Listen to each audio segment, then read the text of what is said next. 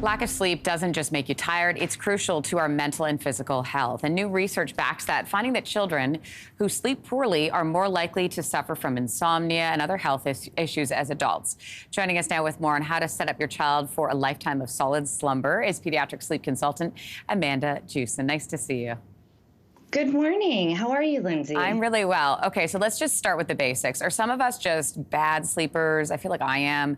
How much of poor sleep is genetic, and how much are the habits that we develop over time?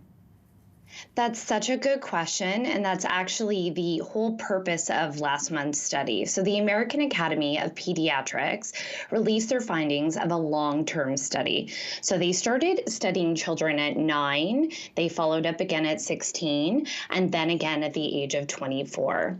And what they found is children reporting sleep problems at 9 years old were also reporting sleep problems at 24.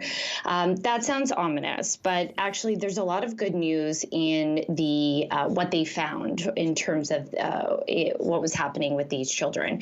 So a large portion of children, we found that the problems weren't genetic, they weren't medical, they were actually quite behavioral and habit-based, which means we can change what's happening tonight. That's so fascinating. Okay, so knowing that, how do we start setting up a successful sleep routine that will last years later? Yes.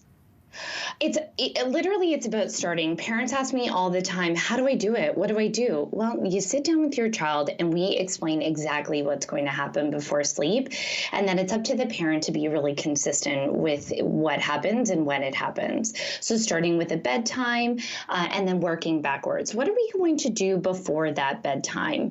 You're going to want to remove your screens before bed. You are going to want to think about, in terms of the study, what they found is a lot of children reporting insomnia were actually sleeping with devices in their room or computers. So simply removing the devices and the computers from the room can make a huge difference. And I just think about our kids right now with all the stress and anxiety. What role does stress play in all of this?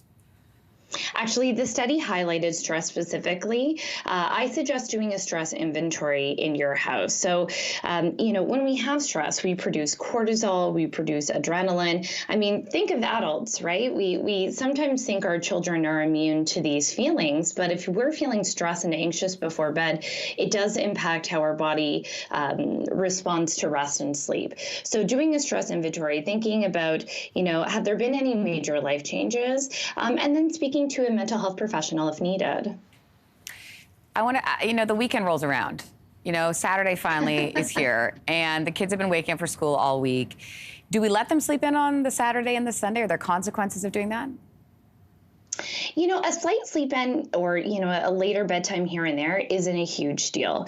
Where this study highlighted issues were huge gaps in when a child is falling asleep. So if they're falling asleep one night at 6 and then they're going to bed the next night at 10, and there's no real consistency in terms of the circadian rhythm, that's your internal system for sleep, then children will get confused and they don't establish a great body rhythm. So setting consistent, relatively within the hour, bedtimes and wake times is key.